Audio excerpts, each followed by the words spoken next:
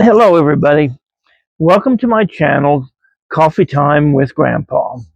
This channel today is going to be about my story time uh, when I was born. Um, my main subject matter for this channel today is downsizing and delegating your goods and services to where it's more manageable. I would like to welcome everybody. Get your coffee ready. Let me get mine. There we go. It's always good to start with a good cup of coffee. Mm. Oh, God, that's so good early in the morning. Most of my videos are filmed early in the morning so I can be bright and be early and have a lot of energy.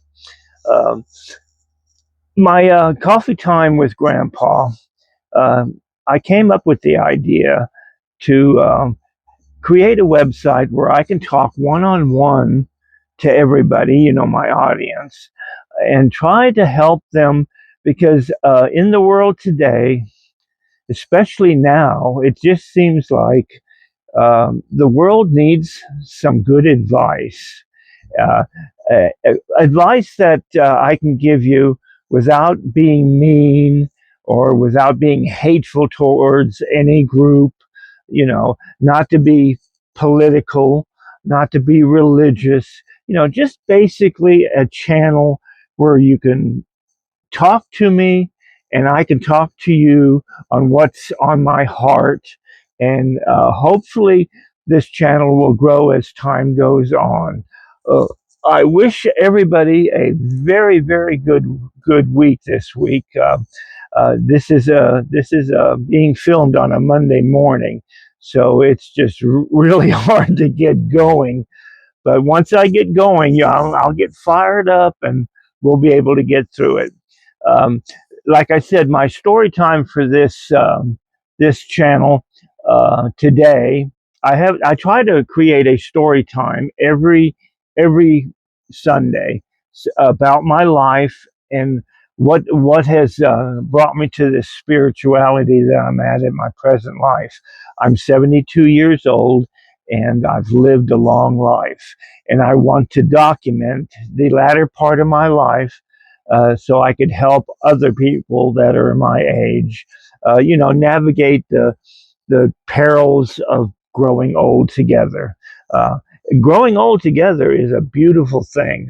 Don't get me wrong. I mean, well, we do have pains and aches and we have medical problems and we have, a hard time living in a day and age where everything seems to be really expensive. And I want to try to get everybody through that. My story time today, it starts when I was born. Actually, it was 1952 and it was the springtime. Uh, I was My mother was, she had gone through 9 months of being pregnant, and bingo, it happened.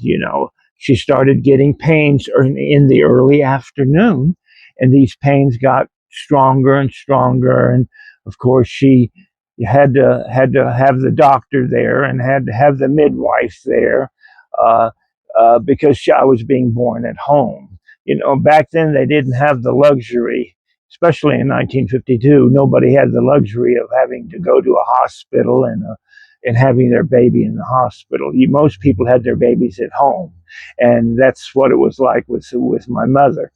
So she went into labor, and all that afternoon and all that evening, as each hour passed by, and then at 7 o'clock, 8 o'clock, 9 o'clock, and 10 o'clock. Oh, and it was just really, really getting hard on her because she just kept on having pains and the normal, but it didn't seem normal to her because she seemed like she was really having a rough time because this was actually her third child that she had. I was the third child, so I was the baby in the family.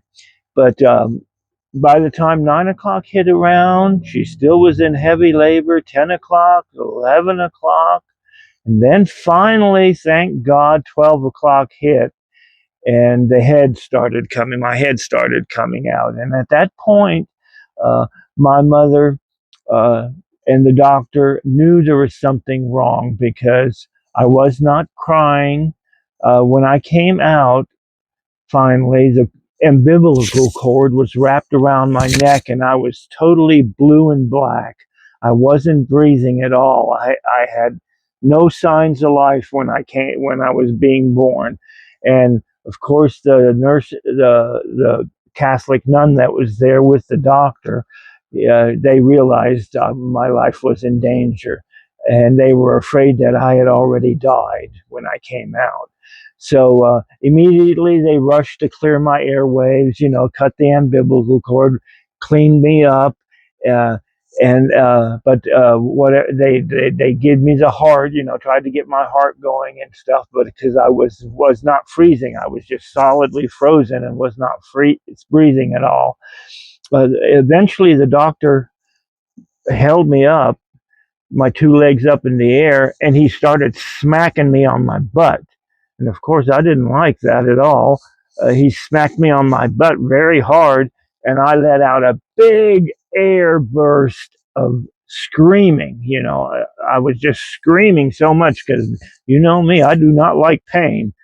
And so he did revive me, and it ended up in a happy ending, where the nurse could take care of me and take care of my mother.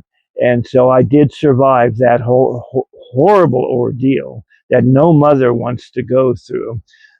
And I don't want to go through it either, but I don't really have any recollection of this. This is just what my grandmother told me, what had happened at the time. So I hope you enjoyed that little story time, because that one instance of me having a near death experience when I was being born, it be, eventually it made me a more spiritual person. Okay, I am definitely above average when it comes to spirituality, because I feel people's pain more. I'm an empath. Uh, I'm very sensitive to anything in my environment, and this is one of the stories that made me this way. And I'm very very happy it happened, because I love being more spiritual and being able to tell you these stories. Now, the topic that I chose, excuse me, let me get some more coffee because I'm losing my voice this morning. Oh, yeah, that definitely does the trick. Now, the main topic this morning is a kind of sensitive topic. People don't really like to talk about it that much. It's the topic of accumulating things in your life that you really don't need. It's called downsizing and decluttering your life. What the main purpose of this is to make your life manageable with your material possessions. Okay, that's the big thing. You want to downsize your life in whatever form that you feel comfortable with. If that means moving into a smaller home or a teeny house, that's one option. Another thing that seems to drown people when it comes to possessions is you know, they go a little bit overboard. We're a capitalistic society. Okay, we want material wealth. Everybody accumulates more cars, a boat. Of course, when you have a car, you got to have a boat. If you live near a lake, you got to have that extra summer home. And do you really need to to be like that? Look at all of the movie stars. They make millions upon millions of dollars, yet they blow it on huge mansions. There's a few exceptions to the rule, like I can't never pronounce his name, Keanu Reeves. He lives a very simple life, even though he's a millionaire. He lives a very simple life. He takes public transportation. He doesn't own a car. He lives in a small home. So he sets an example for people, because As long as we have poverty in the world, there is no reason why we should have billionaires with these huge mansions and airplanes, and I can go on and on and on.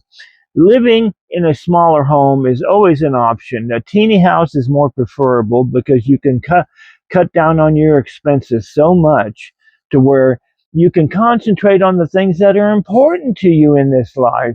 The things that are important to me, I hope are important to you, and that is to spread love, to love your neighbor. Christ taught everyone to love their neighbor. Matter of fact, it's one of the 10 Commandments. Be joyful in your world that you live in. No matter where you live in this world, live a very simplistic life, because that will bring out your spirituality and your kindness towards others, and will bring out your charity. It's just a great way to go. I live a very simple life, and I hope you will choose to do the same. Living in a smaller home is very important. Don't overextend if you're on social security, you don't need to live in that big home. It's done served its purpose in life because you raised your children. You don't need a big home anymore. They have all homes of their own now and their own lives, and there is no reason for you to, as yourself, or you may have a wife, uh, you just do not need to be in a huge home anymore and carry that expense, because that expense will cause you to have stress in your life and will cause you to get sick, and eventually you will not live as long. Your longevity is cut 20-30% with this stress level. That is one of the major things. Move into a more smaller home that you can manage much better in your latter years. It's also a big benefit is to create a budget that you can live with. You have so much coming in, so much going out, and you want to do things when you're retired and you're in your latter years. You want to, you still want to do things. You're in good health. You want to travel a little bit. Your children may be, in my case, my children are spread out all over the place, and for me to visit them, I have to go to North Carolina, I mean South Carolina. I have to go to West Virginia. I have to go to Seattle, Washington, just to see my children and my grandchildren and my great grandchildren. So it's definitely a factor. Create a budget that is within your means. Benefits you will get from this is less stress and more joy and happiness in your life. I hope you can take all this to heart and learn from it. Now, I want to move on from this subject matter because I'm running out of time again. I just love to talk. Um, my current events today. There's a section in my channel that I like to call current events and what's happening around the country. Uh, Along with the theme of downsizing and decluttering, I want to talk about food costs, rental prices. Those things seem to be really the top tier of what people are having problems with. It's one of the reasons why um, we elected Donald Trump as president, because the country we're just tired of having the rich versus the poor, okay? The rich seem to be getting richer, and God knows I'm on the poorer end of the stick. I seem to be getting poorer. I cannot afford to pay 10 to $15 for 18 eggs. That is so ridiculous. We have to get this under control. Inflation is rapidly going rabid, really. Uh, it's crazy. A, a few years ago, I've been on Social Security since 2014. And when I first retired, I could live on grocery wise about on $200 a month. Now, in 2025, it takes me $500 in food a month just to feed myself. That's totally unacceptable, and it has to change. We have to get these food costs under control. And the same thing has happened with rent. I used to live in Parkersburg, eons ago, and I had a cute little apartment in Parkersburg where I was working at Walmart. I had a cute little apartment, and I was paying $365 a month for that cute little apartment. 300. That same apartment now costs $1,500 a month. The same apartment I used to live in. I can't survive like that. Nobody can survive like that. I don't care how much Social Security you're getting. It's impossible to live on what they're giving us. So definitely Social Security is a big subject matter that I'm going to be talking in future episodes about. Okay, we need to get food costs under control, and we need to get rent prices under control. Remember, create that budget so you can live within your means. Now, another thing this month is I'm going to start is the tip of the week. My tip of the week is for related to health, and that is to drink early in the morning when you get up. Drink lemon water. You can get fresh lemon or juice in a bottle. Make sure it's 100% lemon juice, and put about 2 teaspoons in a glass with a little bit of sweet and low of your choosing. I use a natural sweetener. I don't use a synthetic sweetener. My sweetener is all natural. So I drink a glass of lemon juice every morning, and it definitely helps with my health. Um, why do you drink lemon water? Well, main reason for me being a diabetic, I need a little bit more energy when I get up in the morning, because by mid morning, I'm already tuckered out and want to take a nap. So I need this as an energy boost. It's high in fiber, high in iron, high in vitamin C. It has a lot of magnesium in it, which you need on a daily basis. It's great for your digestion, okay? It relieves your heartburn, it takes care of the bloating in your belly and indigestion. You need to drink this. Get into a habit of just drinking one glass of lemon juice in the morning, and it has other, it has other things that it helps. It helps with your immunity system. So because of the vitamin C, it takes care of your skin. You're able to have better looking skin. It helps in weight loss. If you need to lose a few pounds, it's a great way to lose a few pounds, and it also helps with viruses and infections. Okay, it keeps you healthy. It's so important to your life. Get into the habit of drinking a glass of lemon juice in the morning, and your body will reward you with good health. I hope this video brought you some information that you could use in your daily life.